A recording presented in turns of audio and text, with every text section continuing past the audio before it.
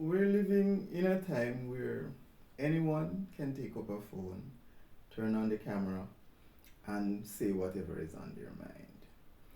And so I find that dialogue, I don't know if I want to say conversation, that dialogue has become contrivances instead of uh, socializing or uh, an exercise to glean information or to arrive at some ultimate truth. And so it is very vexing, at least for me, and at the very least, very annoying, right? Or at worst, very problematic. What am I talking about? Whenever we proffer opinions and issues that are being debated in the public space, or we're attempting to have a conversation about those issues, it is not a genuine expression of how we really think and how we really feel, because we are operating within this box of either cognitive dissonance, preconceptions, and social pressures that constrain us within a certain way of thinking. So when it comes to things like politics, right? If you are affiliated with a certain party, political party, then your views are constrained by your association. Because even if the party is doing something wrong, even if you disagree with the current state of affairs, then that disagreement will be sanitized, because then you do not want to be accused of being an agent of the other party or of being a sellout or whatever the case might be. It is the same thing with religion. If you somehow come upon an epiphany, if you have ascended to some higher level of consciousness where you no longer fit in the religious box, then people see you as irreligious, or oh, you don't believe in God. And it's like, what does my views, unless I explicitly state that I don't believe in God, why would you jump to that conclusion? Someone being irreligious has nothing to do with God.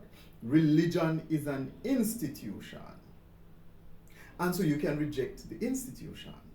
A rejection of the institution of religion is not automatically a rejection of God. And people cannot understand that because they married God to religion. So if you reject religion, you automatically reject God. And it's like, God is an entity unto itself. It is not confined to any one thought, idea, or institution. It is so big and so incomprehensible for you to drill God down to a little box, which is what most people have done. And so for persons who recognize this fact and wish to express an opinion on it, it's kind of like you are constrained because you're afraid of being labeled an atheist. You know, people thinking that, oh, you're ungodly, and they begin to call on judgment and stuff on you. If it is an issue about social ills like sexual assault, sexual harassment, rape, pedophilia, homosexuality, crime and violence, you are still put in a box. Because, you know, if we talk about uh, sexual, let's say sexual harassment, because that is a little bit more subjective, right? Because, you know, if I pass a young lady and I touch her on the arm or touch her anywhere on her body, and she looks and she's like, oh well, he's cute, I like him, it's not a problem. But if she looks and is like, ugh, damn, then it's no sexual assault or sexual harassment. You understand? So it is largely subjective. And so when you're trying to, especially if you're having discussions about laws in that space, it's kind of like, oh, you know, anything that you say that people don't like, they begin now to label you to say, oh well, you're an abuser, you're a rapist, you support this, you support that. So your opinions are constrained because there are these social pressures that forces the conversation in a specific box. And so divergent views, and I don't want to say divergent views, it's just that, considered opinions on the matter may be subject to violent pushback.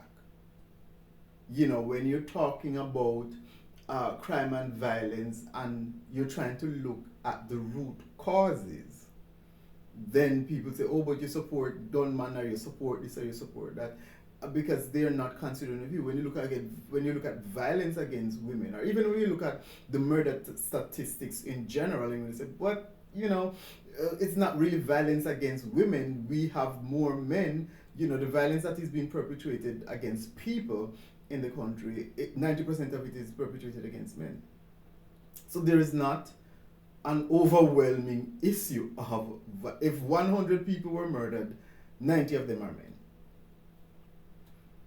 But you can't say that, and 10 are women, because what happens is that the 10 women get highlighted in the media, and so because of the disproportionate or uneven reporting with respect to things that are done to women as compared to men, the appearance is that, okay, women are disproportionately affected by this particular thing, when that is not the case. It's just that the reporting focuses more on when these things happen to women. Just as an example. So when you're looking at the facts and the evidence or whatever the case may be, and I say, wait a minute, I have checked the Jamaica Constabulary Force's website, and I'm looking at the crime statistics, and I've gone through 40 years of murders in Jamaica, and it's overwhelmingly men, like overwhelming as in 90%, that are being murdered. So it's not really a situation of violence against women. Oh wow, you're an abuser. So you support, and this is how the conversation plays out, right?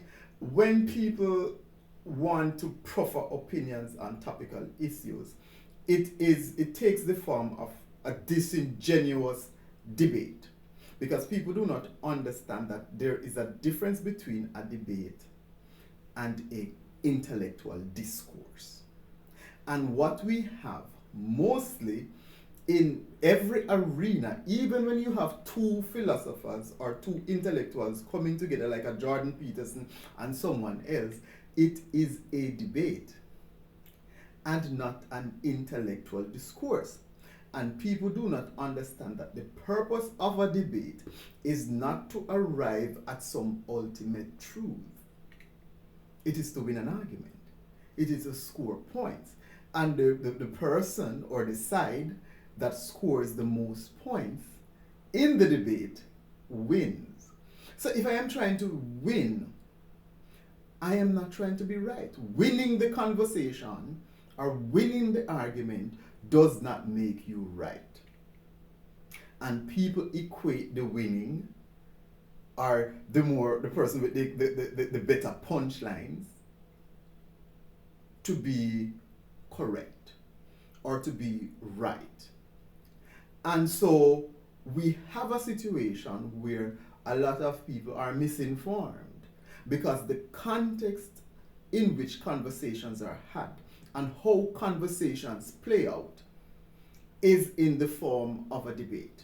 And so learning, if any learning takes place, if any actual information or any actual truth emerge out of that debate, it is incidental and not a function of the debate itself.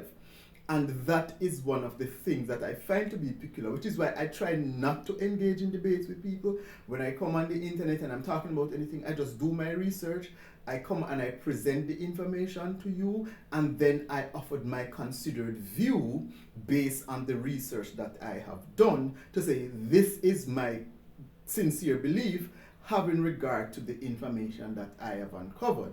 And obviously people are going to have their opinions about that. It's neither here nor there, because I'm not here to debate with you. If you want to have a conversation, we can, but a debate, definitely not, because it's not going to get us anywhere.